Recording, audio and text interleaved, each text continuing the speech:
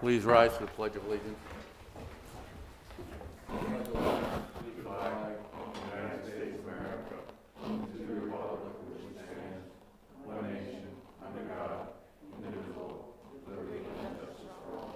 Almighty and everlasting God, who presides over all things in heaven and earth, come preside over these deliberations, so that those that make the decisions may be guided by your will. Okay, this is roll call. Mr. Belisco. Here.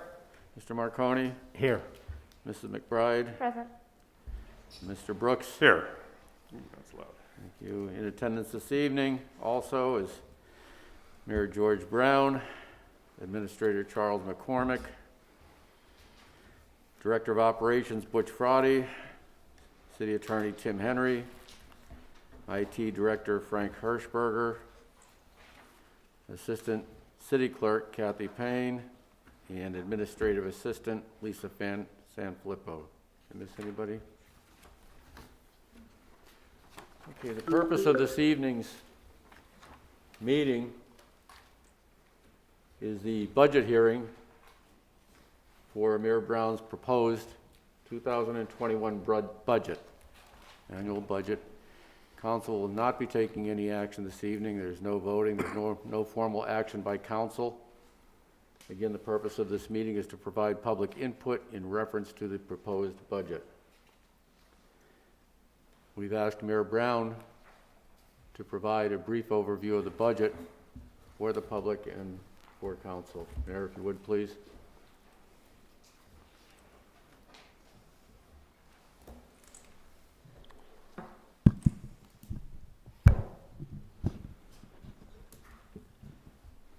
Thank you, Mr. Barrett.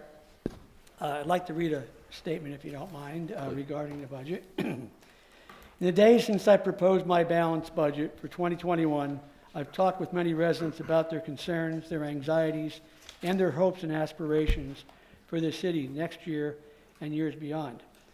A budget proposal is more than a catalog of debits and credits or revenue and expense projections. Where and how we spend our money reflects upon not just my administration, but our entire community. What does Wilkes-Barre stand for? Which employees do we recognize as essential? What services must be preserved, not eliminated? These are the questions that we must answer with the 2021 budget. We did not pad this budget with frivolous luxury items. We did not exaggerate the need to raise revenue and close a budget deficit exacerbated by the coronavirus pandemic. We did not inflate our proposed revenue increases, so we could later whittle them down to a more politically palatable fee increase. We presented a fiscally responsible and prudent budget that recognizes the unavoidable reality that we need more revenue to maintain city services. Before presenting our budget, I met with each member of City Council. I made them aware of the $4 million shortfall in 2020. I presented three options, and I asked their opinions, feedback, and suggestions. The three options I presented were raise property taxes by 30 mills, lay off approximately 35 employees, or raise the sewer and recycling fees by $1 per week. Raising property taxes yet again could devastate the city. It would penalize certain neighborhoods. It could encourage people to finally put up a for sale sign in the yard. Likewise, cutting jobs would mean cutting services. None of the city's departments have a deep bench anymore. With the rising number of COVID-19 cases in the city of Wilkes-Barre and across the Commonwealth, the services the city of Wilkes-Barre provides is critical in fighting this deadly disease. Nevertheless, the myth still persists that the city's payroll is bloated with unnecessary patronage jobs, and that we could save millions of dollars by laying these people off once and for all. Nothing could be further from the truth. City Hall is a bare-bones operation. Police officers spend entire shifts bouncing from call to call while paramedics rush up and down and across the city saving lives, ferrying people to emergency rooms. Firefighters don't spend their shifts sleeping on cots and merely scrubbing engines and trucks. They're battling fires, pulling people from the Susquehanna River, inspecting gas leaks, supporting paramedics on many of their medical emergency runs. DPW workers brave the heat the cold, and the coronavirus, to pick up yard waste, recycling with feces-laden diapers and urine-filled bottles, garbage filled with items that are meant to be sprayed back at the operators when the compactor is used. On 3 occasions, our DPW operators were attacked during the normal performance of their jobs. Make no mistake, if we cut jobs, we will have to cut services to our residents. Now, left to choose between these 3 options, raising usage fees on sewer and recycling is the wisest course of action. First, we are able to close a multi-million-dollar budget deficit with only a modest increase, totaling approximately $1 per week per service. Second, the increase is shared by all residents equally. We're all in this together. We must continue to find and maintain city services. One of the greatest assets of our city is all of the services that we provide. Other communities might have lower taxes and fees. They do not provide the curbside garbage and recycling pickup. These communities rely upon volunteers and/or part-timers to staff their fire and police departments. That's not the Wilkes-Barre that I grew up in, and not the Wilkes-Barre that I want to preserve for my grandchildren. I know I am not the only one who feels this way. I know it's not easy to pay more. I know that many of you live on fixed incomes. I know that all of you work hard for your money. Rest assured, we do not propose fee increases because we can, but because we must. We must maintain the workforce because we must maintain city services. We must balance the budget with firm revenue sources and realistic projections. We must shoulder this burden together as our city has always done. And if we do so, I promise you that better days lie ahead. Now, folks, there's been some talk about looking at give-backs and wage freezes, and I just want to let you know that City Hall employees, police and fire employees, paramedics, 2018, they did have a wage freeze. Teamsters Local 401, 2018, did have a wage freeze. IAAF Local 104, 2019, wage freeze. And the Wilkes-Barre Police Department this year, 2020, have a wage freeze. These folks have given up, okay? They've given wage freezes. I just want you to know that the budget we put together, the team and I, we've looked at everything that we can. Between my administration, myself, Mr. McCormick, Mr. Fratty, and Mr. Henry, we collectively are giving back over $80,000 a year. I mean, we are giving back. We're asking you to approve $1 a week increase for sewer and recycling. That will make up the difference that we need, along with approving the new pension plan that we put together. The pension plan, with your approval, will save the city of Wilkes-Barre next year $1.3 million in MMO payments. Year after that, $1.1 million. Next year, $1.1. There are savings in that pension plan that are built in. It's a solid plan that we've been working on for quite a while. We presented it to the Aggregated Pension Board 2 days ago. They overwhelmingly felt it was the best option. PFM representation felt it was a wonderful idea, and they actually congratulated us. So I'm asking for 2 things. I'm asking for you, first of all, to approve the new pension plan that we put together.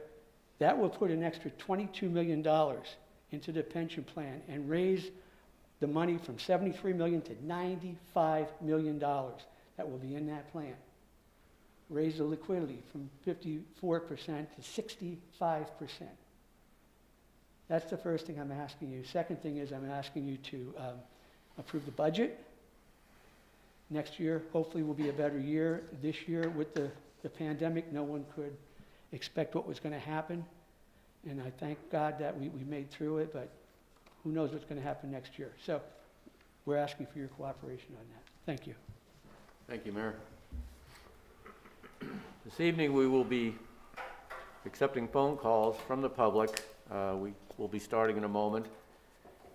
And after that, we will be reading into the record email letters that have been received from the public. There's quite a few of those. We will start with the phone calls first. Council can comment, and of course, there'll be a period of, after all the letters have been read, where council will again be provided the opportunity to comment.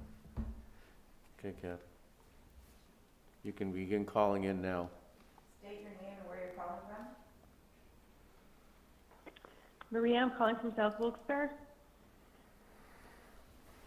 Go ahead. Hi, I'm calling about the recycling fee. I'd like to commend Mr. Belusco and Mr. Barrett for stepping up. The last time this was raised was 10 years ago, and the trade-off here is that workers lose their job, the citizens lose services, and we have more blight. The mayor needs a team around him, and to vote no is to vote to destroy any hope of a Wilkes-Barre rebound. Please support the mayor's budget. Thank you. Thank you.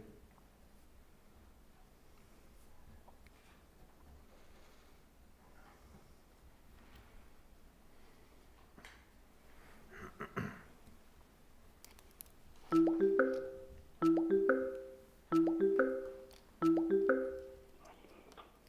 your name and where you're calling from.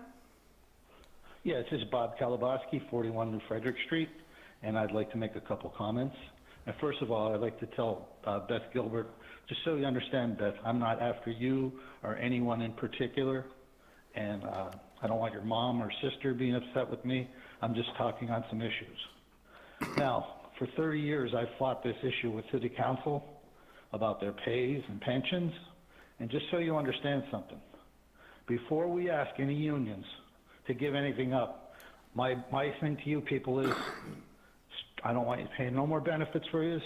We want a 50% pay cut.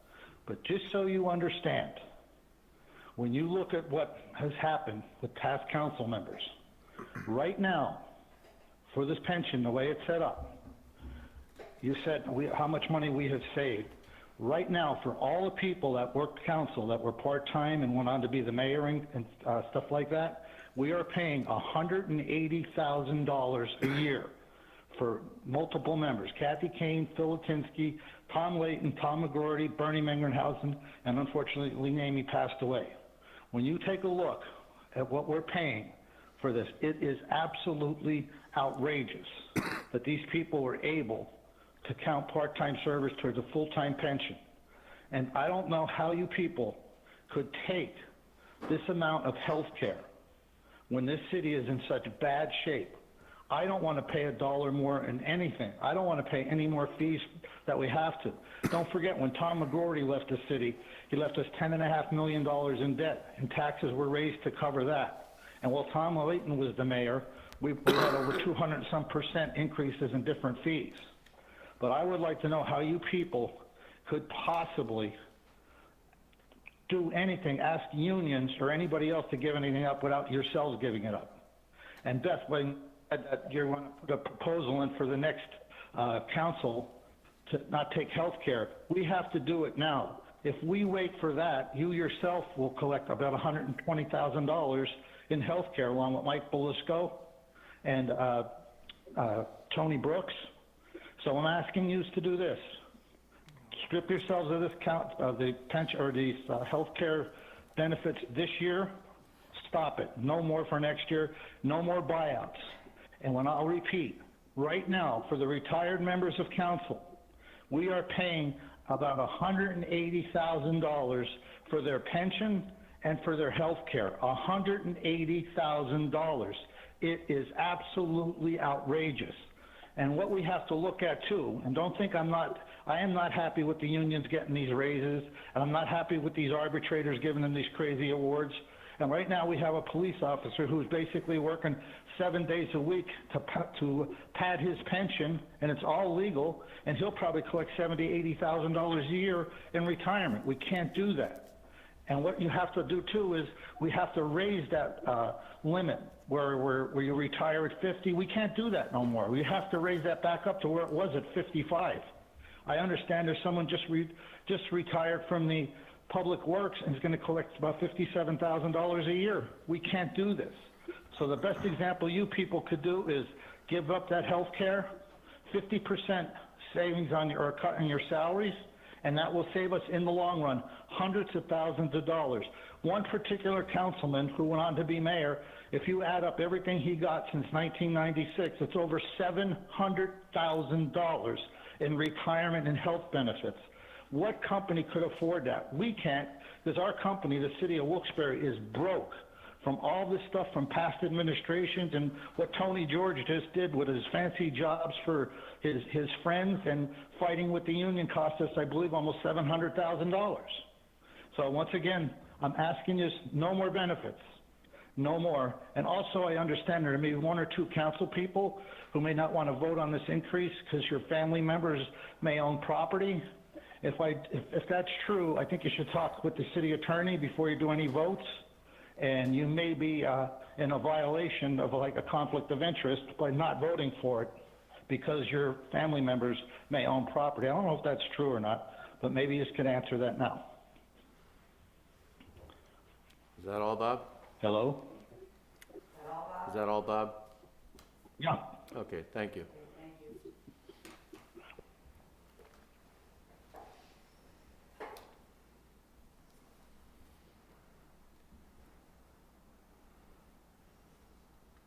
I state your name and where you're calling from. Yeah, this is Ray Suda, calling from 51 Moy Allen Street in Wilkes-Barre. Go ahead, sir. I'm calling to say that me and my wife Antoinette Suda at the same address do support Mayor Brown's budget. Okay. Is that all? That's it. Thank you.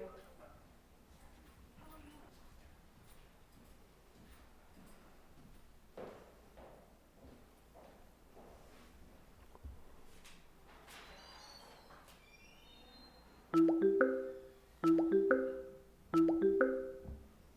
state your name and where you're calling from. Hi, Jason Carr from Saylorsburg, Pennsylvania. I would just like to commend the three council persons that are looking at different options to balance the city budget. Ms. Gilbert, Mr. Brooks, and Mr. Marconi, I appreciate. This is probably one of the first times in the last 30 years that I've been vaguely following council meetings that we actually have a majority that possibly could back the citizens, the people that actually pay the bills. It's unfortunate that Mayor Brown is lacking the leadership to move the city forward in these troubling times. As Mr. Kaldabaski just made some excellent points, there absolutely, positively needs to be pension reform in the city of Wilkes-Barre. Where else than the city of Wilkes-Barre can a fireman earn $70,000 a year and walk away with a $70,000 a year pension when he retires, when his pension should only be based on 50% of his base salary? Throughout the years, throughout the decades, councils, prior councils, and prior mayors just buried their heads, just like Mayor Brown is doing right now, not to address the actual problems. And as well, Mr. Brown just stated that everyone would share in the increase equally with the $2 a week raise in fees. That is incorrect. Many of George Brown's buddies and cronies, it would mean nothing to for this $2 increase to be increased. But for a majority of people in the city of Wilkes-Barre, it would greatly affect them derogatorily. Every dollar for most of the citizens of Wilkes-Barre count. The average family of four in the city of Wilkes-Barre earns $35,000 a year. So obviously, it has a greater impact on the people, the African Americans, the Spanish, the people that live on Section 8. It affects them much more than his buddies that live in Riverside Park. When you take a look at it, there are other options as well to balance the budget. First is pension reform. Second is a recommendation from PFM, an advisor to the city, which would be to privatize the garbage pickup, as well as privatize the emergency medical technician that the city has. So these are all options that are available to the city that the mayor refuses to talk about. As well, when we talk about the pension abuses within the city, Mayor Brown's second in charge, Mr. McCormick, his wife earns $55,000 a year off a pension, off the taxpayers of Wilkes-Barre. And Mr. McCormick himself earns $75,000 a year. So one person actually, Mrs. McCormick made more money than the mayor as the second in charge when she was employed with the city. And Mr. Brown doesn't see anything wrong with this. It's just go along to get along. Keep the system moving forward. Keep nailing the taxpayers. Keep nailing the old ladies on fixed incomes.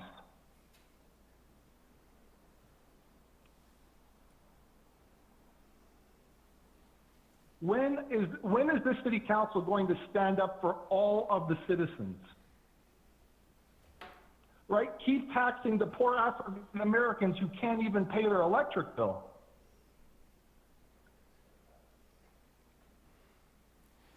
There are so many food banks in the city. There's more food banks than there are grocery stores. And Mayor Brown wants to continue to charge people.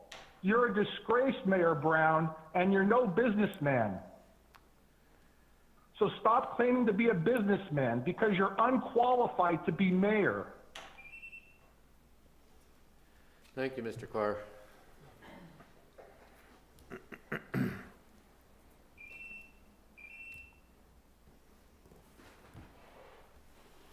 Please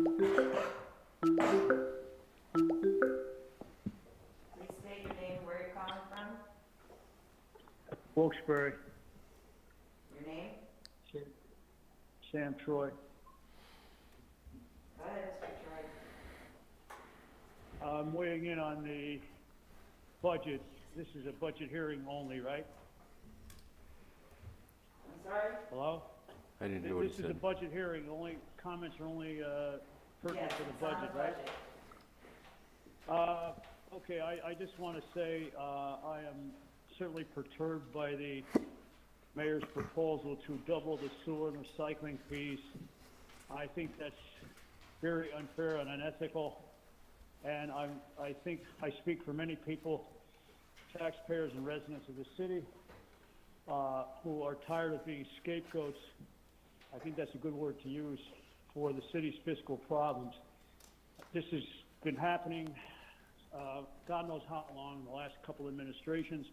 We've endured substantial property tax hikes during the Layton administration, and we've endured one tax hike that I know of during the George administration, plus the increase in fees on, as you know, on garbage bags and parking meters. So I think this is kind of the straw that broke the camel's back. I know that the mayor says that this is a tight situation, that he's kind of between the proverbial rock and a hard place. But I don't agree with that assessment. I just want to make a couple of, propose a couple alternatives here, and I hope council will consider when the vote does come up for this budget, they will vote this down and send it back to the mayor if he can come up with something else. Some other alternatives to relieve the taxpayers who are suffering, not only from the COVID crisis, but an economy that is a downturn economy. And especially senior citizens, people on fixed incomes are struggling to make ends meet. Another $100 may not seem like much to certain people, but it is a lot. Now, Mr. McCormick has proposed, I read in the paper, to pursue delinquent people, delinquent businesses, mercantile tax and business privilege tax, people who have not anteed up in the last few years, and he said we have to wait, at least that's what I read in the paper, we have to wait 30 days to see if there's any success in that. I'm sorry for the background noise, I'm outside here. But I think this, at best, that's one possible way on the revenue side of the ledger, to maybe some money can come out of that. I also proposed in an email that the city seeks some revenue from Wilkes and Kings. They're going to probably complain that the COVID crisis has been tough on them too. The pandemic has been tough on them. But I don't think that it's uncalled for to ask them for a little bit more money, because the city has gone out of its way in a lot of cases to, for instance, in that building on North Main Street that the city purchased, and they're supposed to give, I don't know what the status of that is, but they were supposed to do some asbestos relief there and then sell it back for nothing to Kings. That's just one small example. Meanwhile, both schools have been buying up property that has now been taken off the tax rolls, which has hurt the city a great deal. We also have KOZs. Well, let me just propose with my time remaining that I think the city should look into, and Mayor Brown himself proposed this, I thought he was going to look into this, charging outlying municipalities for tying into the city's sanitary sewer lines, such as Wilkes-Barre Township, all that sewer waste coming from the development up there. That's one possibility for the revenue side of the ledger. And then the expense side of the ledger, this is only one possibility. There are others too. And I want to mention it brief before I continue in my time remaining that there should be another budget hearing because people should be allotted more than 5 minutes, and there might be other people who want to weigh in on this issue. So one budget hearing I don't think is enough. But on the expense side of the ledger, let me continue with, I wanted to say that I think it's time for the employees of the city, and that goes for uniform and not uniform, to sacrifice something. If they're not going to to avoid layoffs, look, I know that's a tough decision. Nobody wants to be laid off from work, and I understand the mayor's dilemma there. Let me just comment that it's my understanding that all the employees get full health care coverage, dental, and this includes city council members, some of them, not all of them, dental and vision care, and with no co-pay and no deductible, and that's not fair. I mean, the average person, I have Medicare covered, and that doesn't cover everything. That to me, in times of crisis, I think that there could be, the mayor could go back to the unions, even the non-union employees, and try to get some concession there along those lines of health care, because health care coverage is one of the most significant spiraling expenses in the city's budget. I know that pension is another problem, and there's been some attempt to borrow more money to cover the shortfall there. But I just want to close with that remark that I think the city has not done its homework, the mayor has not done his homework. Let's be more specific. I'm not being critical of the mayor personally. I think he's working hard and trying to do the best thing for the city. But I don't know why the burden always has to fall on the taxpayers. Mr. Troy, we're out of time, but thank you. Thank you, sir. Thank you. Thank you.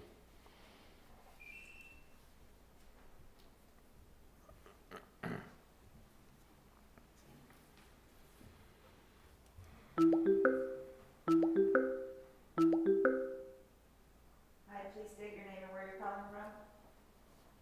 Hi, my name's Jim. I'm from Wilkes-Barre. I'm a lifelong resident of the city, and I'd rather pay a little bit more than have any services cut. Okay. Is that all? Yes. Thank you, sir.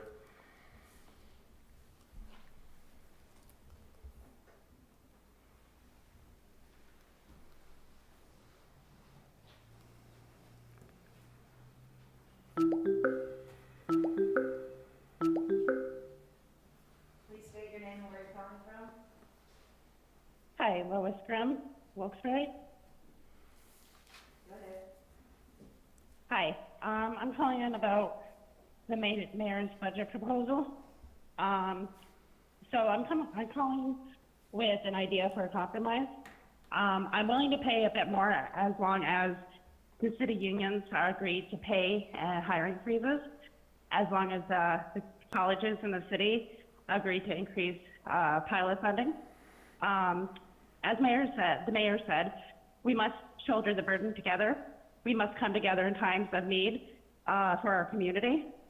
Mayor Brown emphasizes that it is quote-unquote only $1 a week, but continues to ignore the city of Wilkes-Barre isn't the only entity asking us for more and more and more.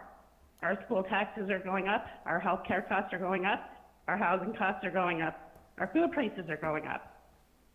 For many of us, our wages are frozen or simply gone.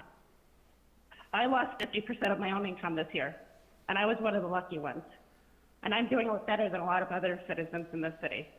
I'm not calling for myself or for my own benefit. I'll be okay. My family will be okay. Many other families will not be okay. I don't have to stand in line at a food bank, but many other families do. I don't need to go for help to get diapers or formula for my kids, but many other families do. The city of Wilkes-Barre does not exist in a vacuum, and Mayor Brown needs to understand and acknowledge that. So do the unions, so do the colleges. All of us must shoulder the burden together. We must work together as a community. Unlike others, I don't ask for anyone to work for free. I appreciate my DPW workers, my police officers, my firefighters. I'm only asking for compromise. If you're in a union, volunteer to pay towards your health care. If you're with one of the colleges, volunteer to raise your pilot payments. And if you're a citizen like me, agree to pay a little bit more. Let's work together. And also, Mayor Brown, I would like it if you would please explore the idea of pension reform, healthcare cost reform, wage and hiring freezes, small increase for citizens, increased pilot payments, and absolutely 100% no overtime for any employees. Thank you and have a good night. Thank you.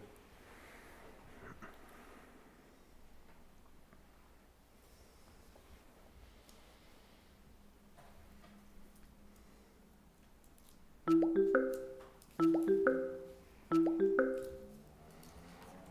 state your name and where you're calling from. Linda Joseph, Wilkes-Barre. I am calling tonight looking for some clarification on what I read in our city home rule charter regarding council action on budgets and council's failure to approve to adopt a budget. In looking at Article 9 Financial Procedures, Sections 906 and 907, the bottom line of these two sections of the charter appears to state that the responsibility of whether the budget the mayor has presented is enacted falls solely on the mayor, even if it is voted down by city council. If city council votes the budget down and the mayor makes no changes to bring back before council, the last budget presented is the budget that is in effect for the next year. In this case, that being the budget with the increases on sewer and recycling fees. Obviously, the charter is written in accordance with our strong mayor type of government, and it is the mayor, not city council, who decides whether, for this particular budget for 2021, if this increase goes into effect. So if the mayor wants those increases, he gets those increases, period. So why the fear of layoffs from city employees? Why is everyone throwing city council under the bus on this proposed fee increase? Why are they being subjected to harassing and threatening phone calls and emails to vote for this increase? According to the charter, it does not matter how city council votes. The only thing that this public meeting on the budget accomplishes, which of course absolutely needs to be done, is that council and the residents can express their thoughts and suggestions on the budget for the mayor to listen to and decide to change or not to change anything in the budget he presented. It is undoubtedly obvious that the existing tax base in Wilkes-Barre cannot support the salaries and benefits provided in the contracts of city employees. Individuals in our city are facing financial crisis. Businesses are closing or barely surviving. So in all fairness, where are the concessions from the employees and their unions? The employees that taxpayers of this city support and provide toward their livelihoods. Prior administrations have allowed contracts to contain stipulations that any city employee is not required to reside in Wilkes-Barre. So for those who have moved out of the city, we do not receive any property tax revenue or earned income tax revenue from them. To help the city that supports them, They don't pay fee increases. A contract that states City Hall employees cannot be laid off. Show me where something like that happens in a private corporation or business. The employees and unions can show their respect and concern for the residents, as well as support our city's financially distressed situation by making concessions now. Nothing should be off the table in reducing expenses, and everyone should be conceding in some way to balance the budget and not expect to balance it on the backs of only some. That would be fair, instead of 25% wage increases just weeks before the 2021 budget was presented. Wilkes-Barre City Councils, past and present, have frozen their wages for the past 21 years. Will the employees and their unions step up and freeze their wages voluntarily for 2021?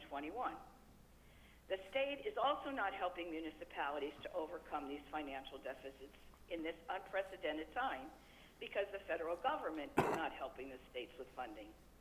We have rules from the state that we must adhere to as a third-class city, which stop our city leaders from enacting policies for the betterment of their residents. We are trapped in so many respects, and our hands are tied every way we turn. If I've interpreted the charter as I stated above regarding the enacting of a budget, then Mayor Brown can put his budget through with the increased fees without council approval. But is it fair to always keep putting the burden on the taxpayers? Thank you. Thank you. I can address the budget issue, if you guys want me to. Yeah, please do. Yeah, Linda's correct about the language in the charter that says if no action is taken on the budget will be as last submitted by the mayor.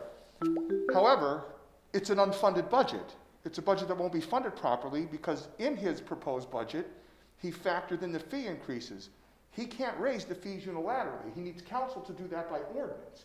So even though it says it's the budget at last submitted by the mayor, it is, it's just not funded properly because the ordinances haven't been passed to raise the fees.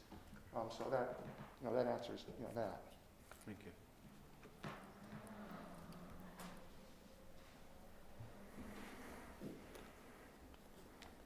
Please state your name and where you're calling from.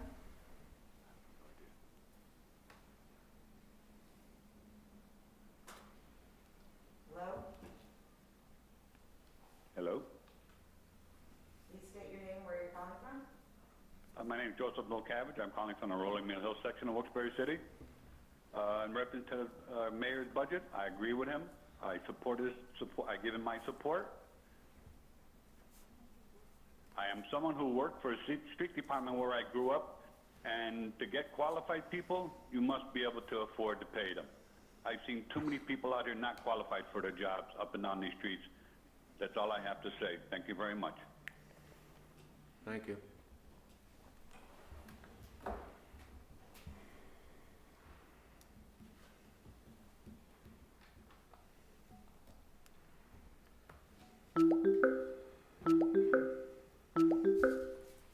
Please state your name and where you're calling from.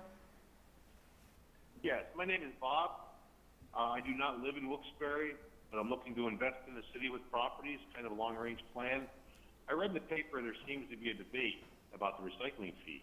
I can't understand why this is such a hot topic. Prices change through the years, and the fee increase is very modest.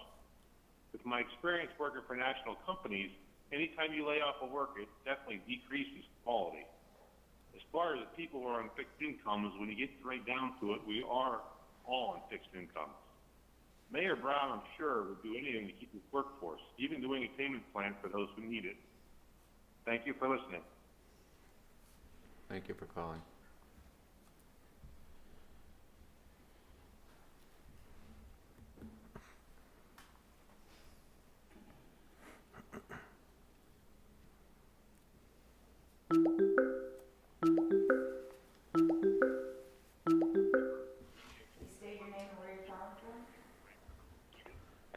Jim Burden, 58 Taft Street, Wilkes-Barre. Go ahead, Mr.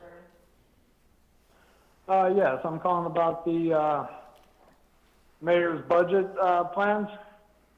Okay, first, I agree with it, and that $2 a week, I don't see any problem with that. I think everybody should realize that if he doesn't do the $2 a week, as everybody's saying, $100 a year, that's nothing. If he raises the property taxes, that's going to be 30 mils. You know, nobody wants to see it going up 30 mils. I don't. You know, I don't want to pay $700 more a year. I'd rather pay $100 in fees than $700. And I agree with him 100%. Now, what is going on with LCTA coming into the city? Why can't we get that rolling into it? I hear that there's another proposal coming into the city with a grant. Why can't we get that grant money coming into the city? Why can't council vote on that grant money that will help us get out of here? We got 150 jobs that can come into the city. Let's get it together. You know, let's get together. Let's get the ball rolling. These people, Tony George signed in for the jobs. Why can't 11.5 miles out of the city? Let's bring the jobs back to the city. People want to work for the city, get them back into the city. I understand they're union people. Okay, so now the mayor has to sit down and say, okay, now every new hire has to come live in the city. Everyone. Everyone that lives out of the city, the old hires, you got to tax them. You got to tax them 2.5%. Because they're only paying 0.5% where they're living at now. So get the 2.5% that they need to pay to the city. They want to live out of the city, make them pay. Scranton makes them pay because they're living out of Scranton. So they're paying their way to live out of the city to work into the city. So you got to make them pay to live out of the city. It's only fair because everybody else pays. Everybody else pays their 3%. If you work, you pay 3% to the city. They need to pay 3% to the city. That's all I got to say. And I stand 100% behind the mayor. He's doing a good job. And council, you got to stand behind your mayor and go with what he says. Thank you and have a great night. Stay safe. Thank you, sir.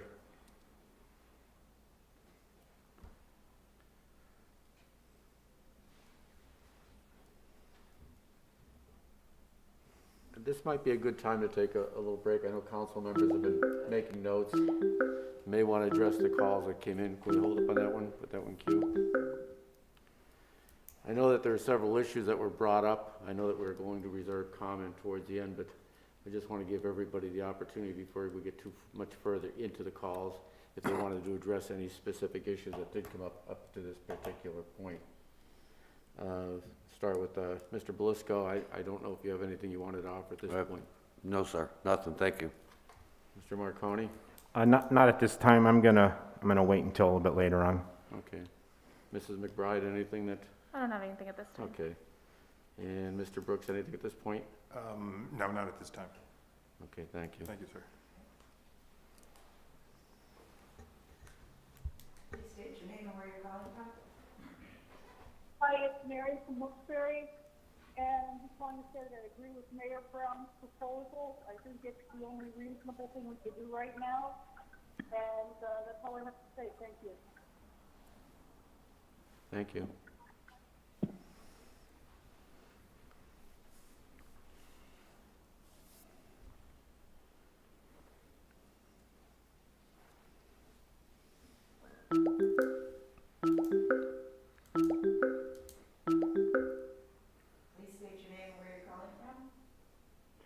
Constance Wynn, Wilkes-Barre, Pennsylvania. Just calling in, first of all, hello to council and to the mayor. Council and mayor, you're doing a great job. Couldn't ask for anything better. But sometimes we have to be a little more stalwart in what we're doing. With that being said, I 100% agree with the mayor's budget proposal. I thank you for your time and allowing me to comment. Have a great evening. Thank you, ma'am.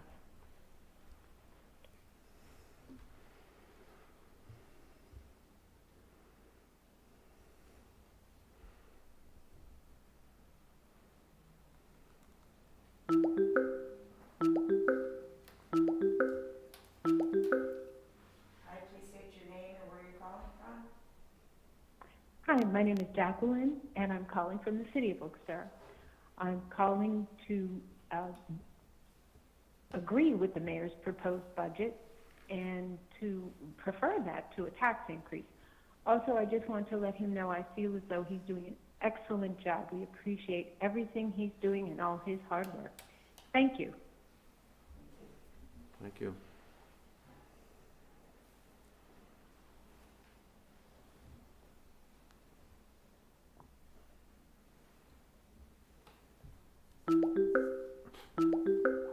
Please state your name and where you're calling from.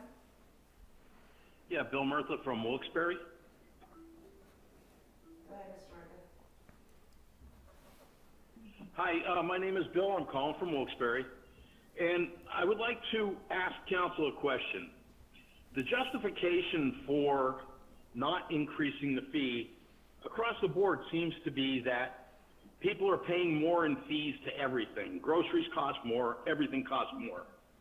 If that's true, then isn't it only logical that the city of Wilkes-Barre would also need more money to operate? Another thing is, the unions and employees of the city seem to be asked to give back every single year.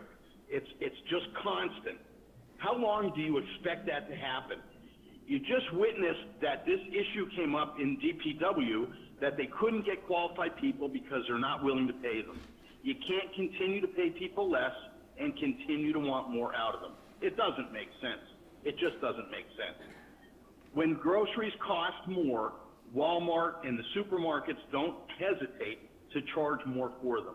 When the city's costs go up, it only makes sense that they need to increase the revenue. Another thing that seems to be pointed out all the time is pension reform. Pensions for police and fire in the state of Pennsylvania, okay, actually in the country, are required by the federal government. It's not an option. It's not something the city can say, we're not going to pay anymore. Okay? When that happens and people are put on pensions in their fire and police, they no longer get Social Security. No one seems to know that. Everyone just wants to take pensions away. Another thing is that pensions are not funded from the general fund.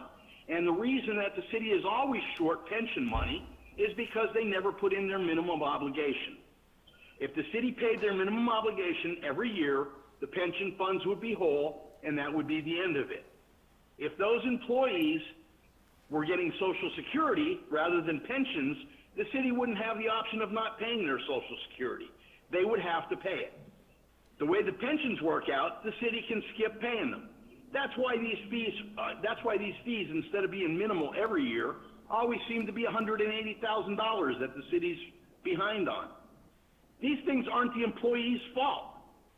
I don't know why the city, and I don't know why the residents of Wilkes-Barre continually blame city employees. They're wrong. They're just plain wrong. I would encourage everyone on council to vote to accept the mayor's budget as written. Thanks for your time. Thank you, sir.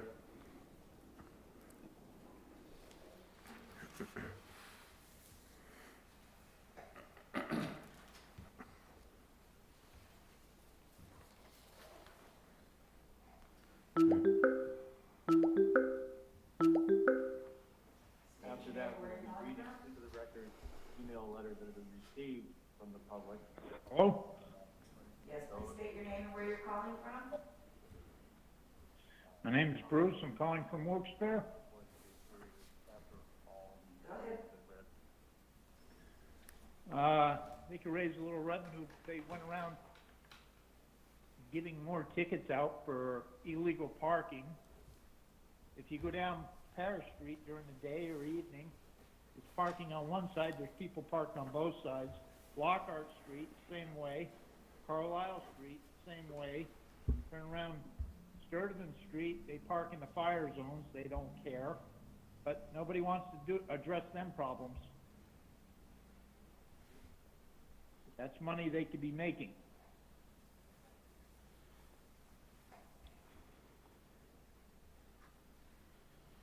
Is that all, sir?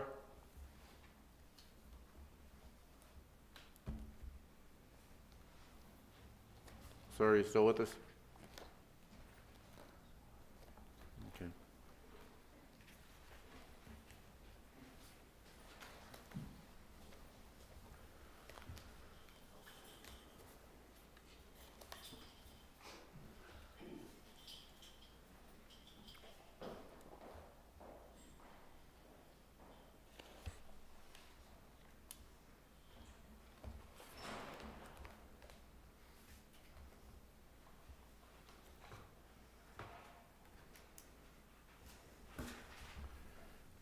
Okay.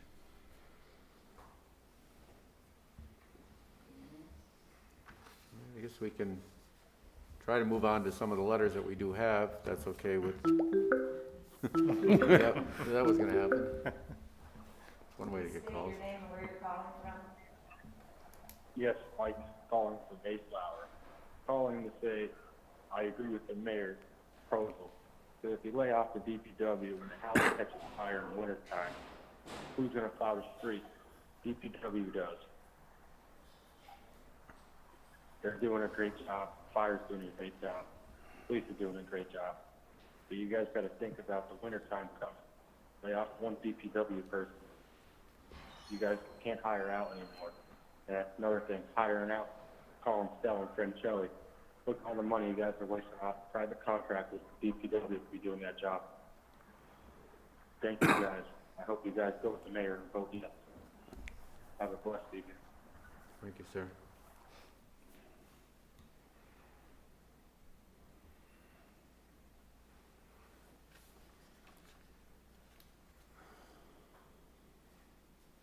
Nothing. Try this again. First letter we're going to read tonight is I'm not going to read it verbatim because it's very hard to understand. It's from an individual named Bruce. That's all it says. He talks about the rain tax and the streets that don't get cleaned around my house, and now this gives me more or less for my money. I'm a homeowner. He gets hit twice because he owns a double block, and he won't rent out the other side because of all the wrong people coming into the city. And a half-empty home doesn't get anything picked up for it anyway. Don't quite understand that part, but he talks about inspections not being done, no inspections on some rental properties in the area, and he hasn't seen any inspections done on a home that is rented out to one family that just moves in and another one moves out. And that was from Bruce. The next one. You're up. Actually, if Bruce is listening, please call in and let us know what properties they are. This one's from Magdalena Capellas. Mr. Mayor, I'm writing this email to let you know that raising taxes on us isn't the way. Just as you stated in your proposal, the same way the city is hurting, so are we the people. A lot of us have lost our jobs due to COVID, or having to stay home, or to homeschool our children. We already pay $13 for a pitiful 5-bag that are made cheaper. You also spoke about raising the sewer fees $100, and we struggle to pay just the $50, especially with the current situation. We are already being taxed up the wazoo: trash bag fees, recycling fees, sewer fees, rain tax fees, city tax, school tax. If the city is really hurting for money, you should be more frugal with the funds. We the people find ourselves deciding on what bill to pay this week, or if paying this bill can wait till next week so we can buy groceries. This is the reality of all of us.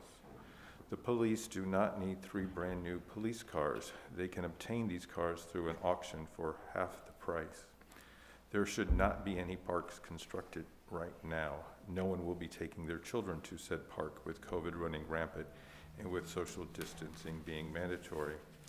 If a salary freeze was implemented for the 3% mandatory wage increases, the city should have $500K to start. This would easily elevate some of the budget issues. The ever-rising cost of unionized labor can and will bankrupt the city in the future. Think about the children who grew up here. Think about the elderly who have worked hard all their lives. Think about the families that will struggle to keep up. I honestly hope you rethink this whole budget and put people's needs first. You were voted on the premise was working for the people. Don't lose sight of what the promises were.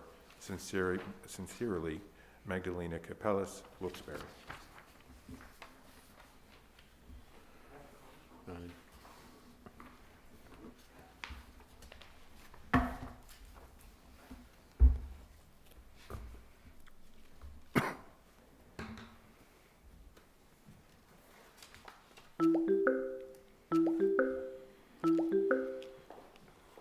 Please state your name and where you're calling from. My name is Jesse Griffiths. I'm calling from Wilkes-Barre, Pennsylvania. Obviously, 201 Locust Street. Go ahead. I just want to call in and support my mayor, George Brown, and his budget. That all? That's it. I want to thank you very much for all his work. Thank you. Have a great day. Thank you. Okay. Next letter is from Elise and Timothy Klingus. We are writing in opposition to the proposed increase or doubling of the annual sewer and recycling fees. While we fully understand that the city is in a financial bind, we strongly oppose placing the burden on struggling households within the city. The COVID-19 pandemic has been a difficult time for everyone. The increase is not exactly going to break us personally, but having raised a large family while working multiple jobs to make ends meet, we have had times when we have had to make choices and deep sacrifices to pay our taxes and fees. Many families are in that position now with the current fees. Doubling that is unfair to them. Our city has become an ugly, dirty mess. Garbage and recyclables litter our streets. Much of the responsibility falls on our residents, some ignorant of rules and schedules. However, we've seen DPW employees drop items in the road and move on without picking them up. A recent video on social media shows workers throwing diapers on a resident's sidewalk because they're mistakenly placed in a recycling bin. We have also witnessed loud verbal arguments among DPWs complete with obscenities carried out on city streets. There's no accountability on the part of city workers. Given these examples, a fee increase is another insult. We are also asking what's next. What about the next budget? Another hit to the taxpayers. Another pay increase, repair to City Hall or underfunded pension. The city needs to take a good long look. We have colleges in the city that occupy more than 75 acres of properties that have been taken off the tax rolls. Our research tells us they make a pilot of 12 to 15% of what the taxes on those properties would amount to. There are more than 5,000 students attending those colleges. They utilize our emergency services. When are we going to stop treating them like they're doing us a big favor? How about a head tax on each student? We have 4 King's College graduates among our children, and we would not have batted an eye over a $300 per year fee tacked onto their tuition. King's College currently charges more than that for an annual student parking permit. We strongly urge council not to put the burden on families in the city. Okay. State your name and where you're calling from. It doesn't matter. That is so wide open. Hi, my name is Pat Martin, and I'm calling in support of Mayor Brown's budget.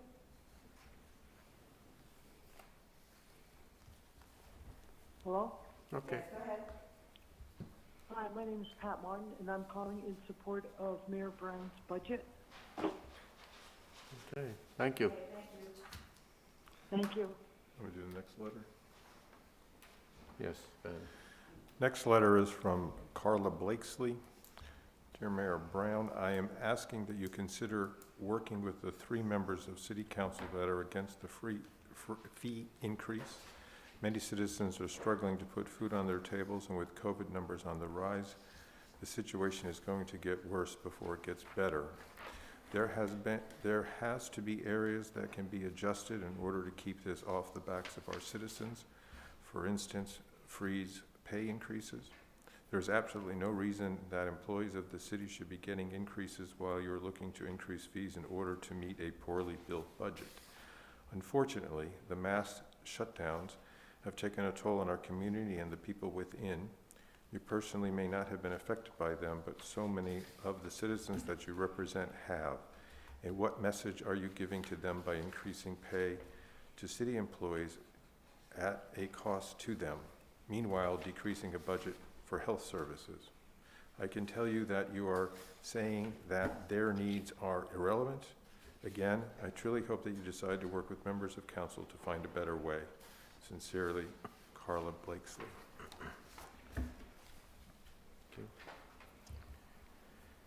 Next letter is from Robert Holden. Hello, my name is Robert Holden. I live at 284 Andover Street. I've lived in Wilkes-Barre for 40 of my 46 years. I know Mayor Brown. I voted for Mayor Brown. I like Mayor Brown. I believe he's a stand-up guy. But my caveat has everything to do with the burden put on the backs of taxpayers. The fee increases that have been proposed are just another way to increase taxes. Sadly, it seems each year the residents of Wilkes-Barre are taxed either by taxes or fee increases.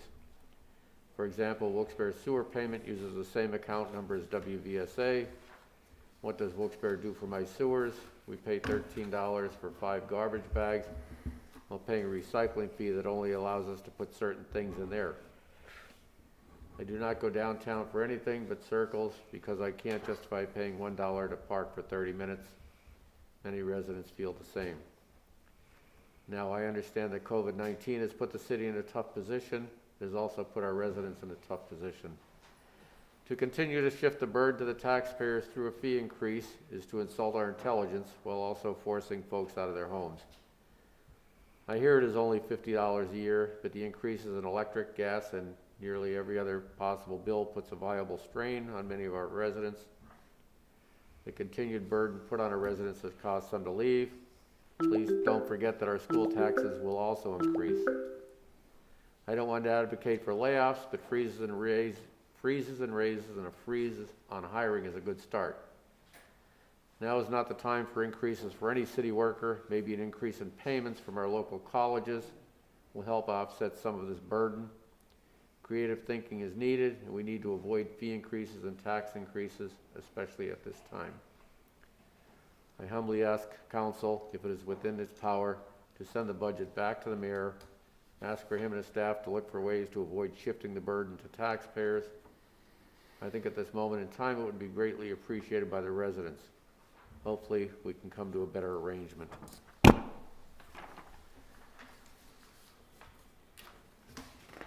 state your name and where you're calling from. Hi, Mark from Wilkes-Barre. Go ahead, sir. Good to go? Yep. Okay. I just wanted to call, obviously, about the budget. I'm particularly concerned about, again, fee increases. I think it's generally a bad idea at a time with coronavirus where we have pretty record unemployment still, and we're seeing evictions crises even in our city. I know people who their neighbors have been evicted, and I don't think at a time when people are facing eviction, we should be raising fees at all.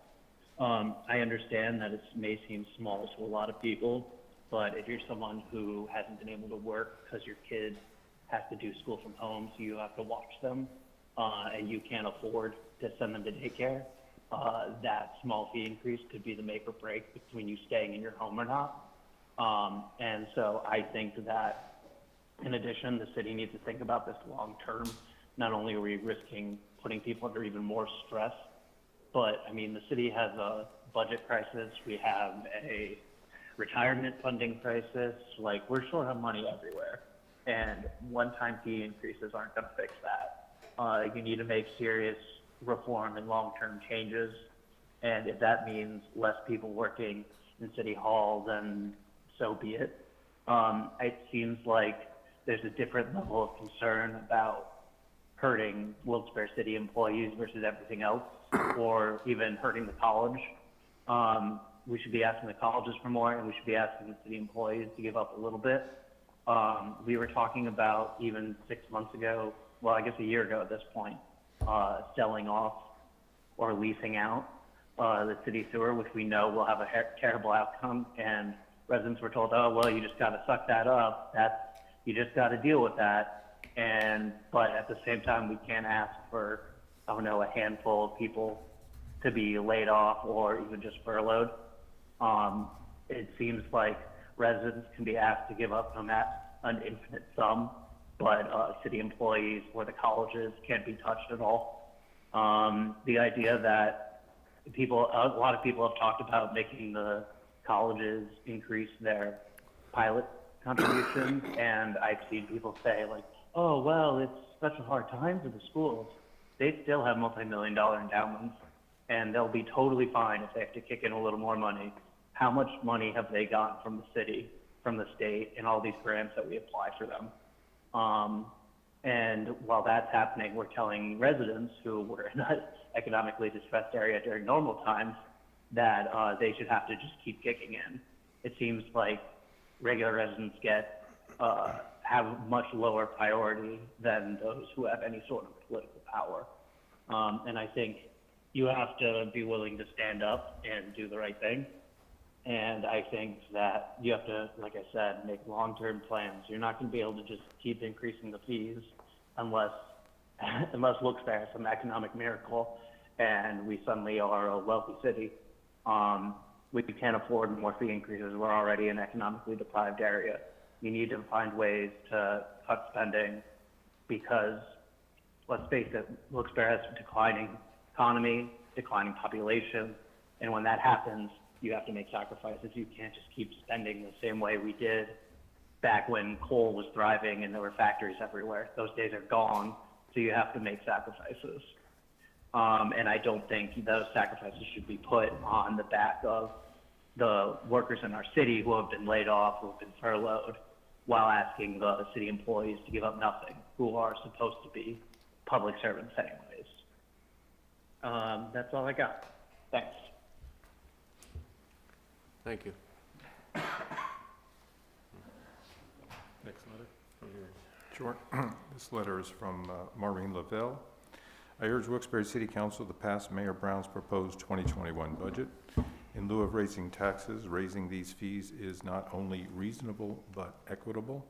The total fees of $200 per year is approximately $3.85 per week per household.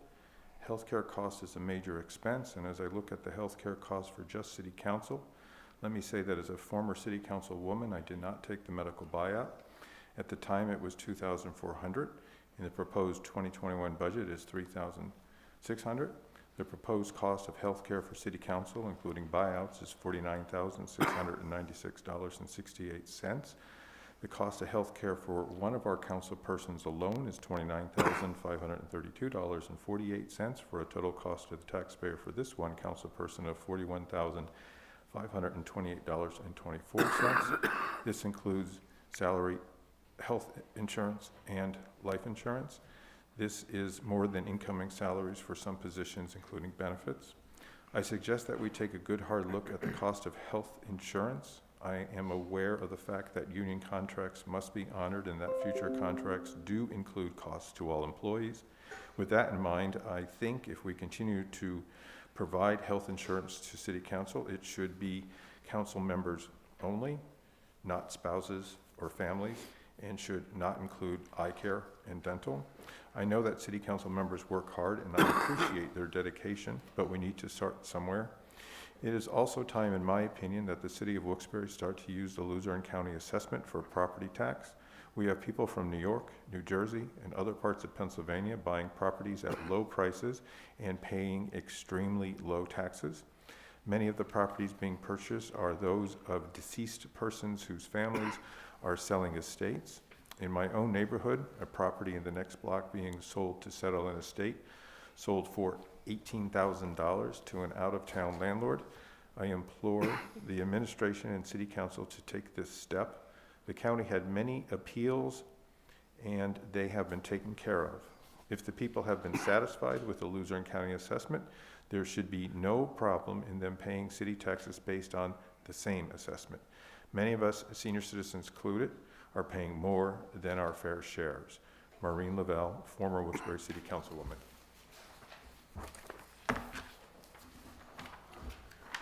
Okay, the next letter is from Michelle Kane. I would like to voice my opinion on the mayor's proposed fee increases. This pandemic we are living through has impacted both citizens and cities. It is my opinion that we as a city cannot afford to reduce staffing and think the proposed sewer and recycling fees are fair. I'd rather pay extra for these two fees than to see an increase in our property tax. I applaud the city's efforts to reduce interest paid by the refinancing of debt service.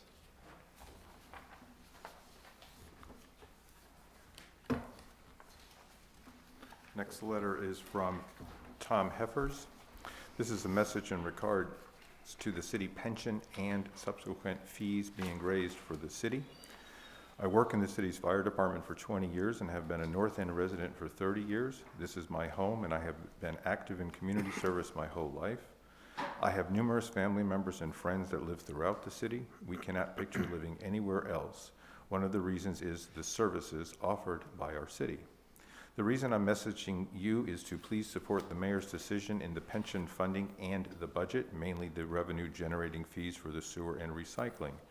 After hearing the details of the funding for the pension, it is a small step to stabilize it and should have been done years ago and wasn't. 20 plus years ago, without thought, and an administration that was responsible floated a bond that the city was responsible for. Over the years, the city was on the hook for it and kept kicking the can down the road. Future administrations were left juggling the proverbial financial mess. Now we have a pension board that is trying to find ways to navigate the city through a correction that will hopefully put it on somewhat stable ground and eventually getting to firmer footing. I trust our representatives from the fire department on the pension board to help in the right direction. So you know, the pension is very important to the fire and police departments because we do not receive our full Social Security benefits when we retire. It is only under 40%. That is by federal law. Even if we meet our quarters in the private sector, we are not still eligible for the full benefit.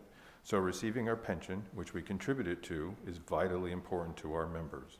If you have any questions about the pension plan the mayor is introducing, please contact Mark Lear in the fire department. Secondly, raising the fees for recycling and sewer is nothing new. Rates go up. It is inevitable and doesn't matter where you live. My dad's was raised 30%. He went from free to $30 in Kingston. He's on a fixed income. His wife did a year and a half ago. He still has bills to pay and a home equity loan to pay off. I myself have a home equity loan, college bills for my two sons besides our taxes, etc. I know the strain firsthand because I live in the city. The fee equals to $2 a week. I know it seems like a lot in one shot, but splitting the fee either biannually or quarterly would lessen its burden. It's something to think about. The increase is important to the city. I believe the mayor is making these decisions in the best interest of the city, not for himself. He was handed a broken system to fix, then handed not a flood or a blizzard, but a pandemic on top of it. The timing sucks, but it is what it is. It needs to be fixed now, not patched and sent off for another year or administration. I just want you to know where I stand and know that my family members are well aware of the financial strain the city is in. We support our mayor doing the right thing. COVID-19 is becoming a larger problem than the beginning of the year. We need to stick together. Our first responders have been lucky, God willing. We will make it to the other side. Please be safe and wish you and the rest of Wilkes-Barre good health. Thank you for reading this and hope you will consider the above when making your decision. In best regards, Tom Heffers.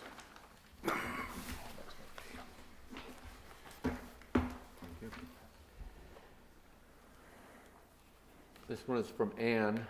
Good afternoon, my name is Ann and I lived in the city my whole life.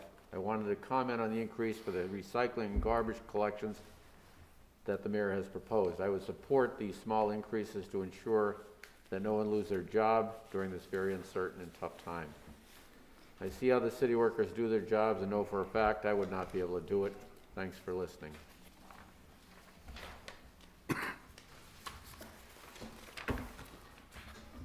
Next letter is from Sam Troy. I am strongly opposed to this budget, and it stands with the doubling of sewer fees and recycling fees.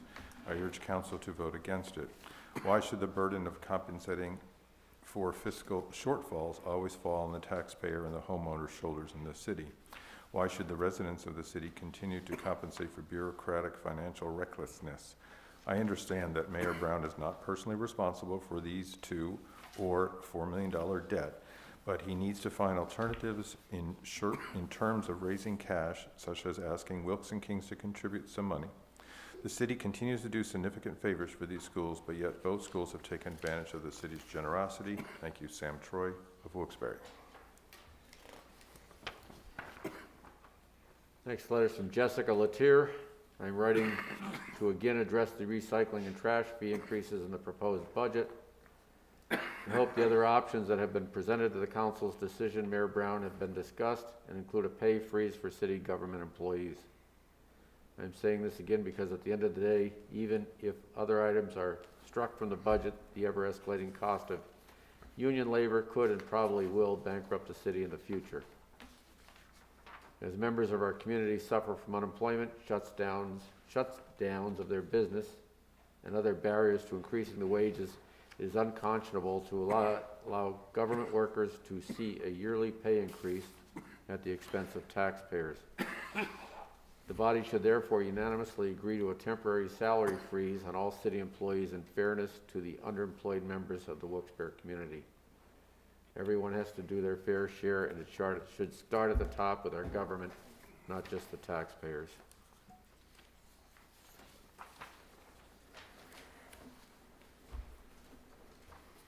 Next letter is from Lisa DeWitt.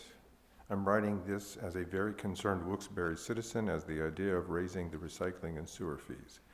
There may be some of us that can afford this. However, the vast majority of Wilkes-Barre citizens are on a fixed income. Personally, I just wish, Mayor Brown, you would just listen to the council and see what their ideas are. They work very hard and are concerned about these fees going up. They understand most cannot afford this increase. Please stop. Just listen to what council has to say. They are excellent at working with the public. Okay, Elaine Smith writes, good afternoon. I'm definitely against the fee increase of that amount. For the 3 council members who are against this, keep fighting for us. I read where the mayor gave 25% increases to some workers, and the word is he gave a $5,000 increase to another worker. At this time, I feel it is very inappropriate to do this. You have said it is to not being able to find help at this time. Many companies are experiencing this, including my place of employment. However, they are not increasing the hourly wage. I feel this is wrong to do this to the taxpayers. Next letter is from Ronald Slusher. My extended family and I own 6 single-family homes in different sections of the city. None of us want to see increases in city taxes or fees, but neither do we want to see increased electric, heat, or water bills. Likewise, neither do any of us nor the mayor want to increase taxes or fees, especially at such a time as this, but like homeowners, your expenses increase. We are all realistically know that fiscal 2020 and fiscal 2021 are going to reflect negatively balances without state and federal stimulus and recovery from the strains of the virus. A year ago, when the city was moving into this year, the administration proposed the sale and privatization of the sewer system. If that had been approved, city residents would likely have experienced greater fee increases than those that are currently proposed by the mayor, and the city would have relinquished its control over future rates. Without the sale, the city moved into this year as a safer and cleaner city where new businesses were opening and residents were improving their homes. This advancement has been short-circuited by the virus. In looking forward to the budget for 2021, any option that you choose at this time faces an unknown future. You can have faith in what the mayor has proposed and hope that you will come through on the other side, that the city might be close to where it was. Or you can look at cutting police, fire, public works, code enforcement, and you know that on the other side, the city will be worse off. I urge you to support the mayor's proposed budget and hope that future stimulus payments will give you better option in the coming year.